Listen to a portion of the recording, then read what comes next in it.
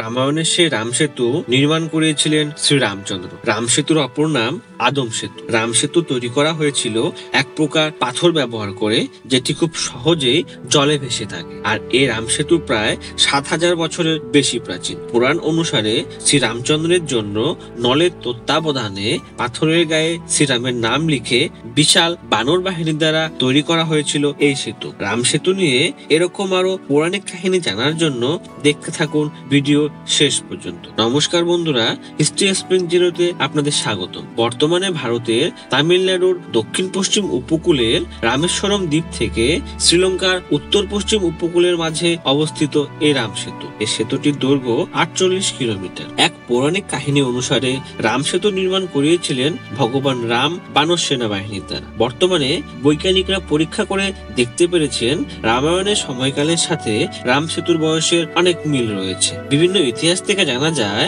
১৫০০ শতক পর্যন্ত সাধারণ মানুষেরা পায়ে হেঁটে এ সেতু পারাপার করত। তবে ১০০০ বছর আগে সমুদ্রের এক প্রাকৃতিক দুর্যোগের কারণে এ সেতুর অনেক অংশই সমুদ্রের জলের মাঝে তলিয়ে যায়। বর্তমান সময়ে রাম সেতু অনেকগুলি নামে পরিচিত। রাম সেতু ছাড়াও এই সেতুটি আদম সেতু, নল সেতু ও সেতুবাদ নামেও পরিচিত। রাম সেতুর নাম নল সেতু হওয়ার একটি পৌরাণিক কারণ হলো রাম সেতু নির্মাণের প্রধান কারিগর ছিলেন বানর ইঞ্জিনিয়ার নল, আর নলের সহায়তায় এ সেতু নির্মাণ করা হয়। তাই এ সেতুর অপর নাম নল সেতু। আর ইসলামিক তথ্য অনুসারে এই সেতুকে আদম সেতু বলা হয়। সীতাকে রাবণ অপহরণ করে লঙ্কায় নিয়ে যায়, আর সীতাকে ফিরিয়ে আনতে রামচন্দ্র বিশাল বানর সেনা নিয়ে উপস্থিত হন লঙ্কার সমুদ্র তটের অপর প্রান্তের তটে। সমুদ্র পেরিয়ে যাওয়ার কোনো উপায় না পেয়ে তিনি তীর ছুটতে গেলে তখন সেখানে স্বয়ং সমুদ্রদেব উপস্থিত হয়ে ও তার পরামর্শে ও রামচন্দ্রের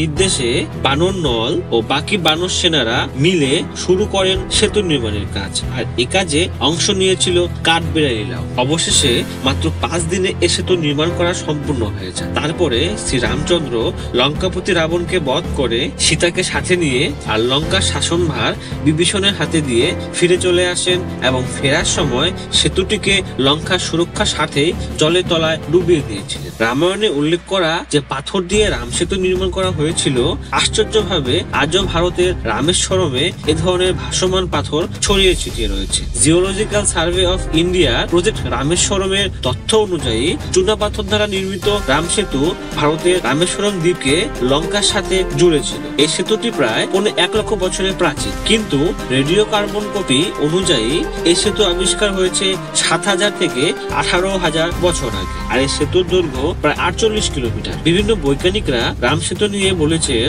পাথরের জলে ভাসা একেবারেই অবিশ্বাস্য ব্যাপার নয়। আসলে কোন পাথর জলে ভাসবে না ডুবে যাবে তা নির্ভর করে তার প্লাব্যতার উপরে। রাম সেতুর পাথরগুলি অভ্যন্তরীণ গঠন কিছুটা স্পঞ্জের মতন। পাথরগুলি ওজনে ভারী, কিন্তু তার মধ্যে বাতাস থাকায় তা সহজেই জলে ভাসতে পারে। আর এভাবে এই সেতু তৈরি হয়েছিল। চুনা পাথর দ্বারা তৈরি এই অদ্ভুত সেতু দেখতে আজও লক্ষ লক্ষ পর্যটক সমুদ্রের ধারে এসে হাজির।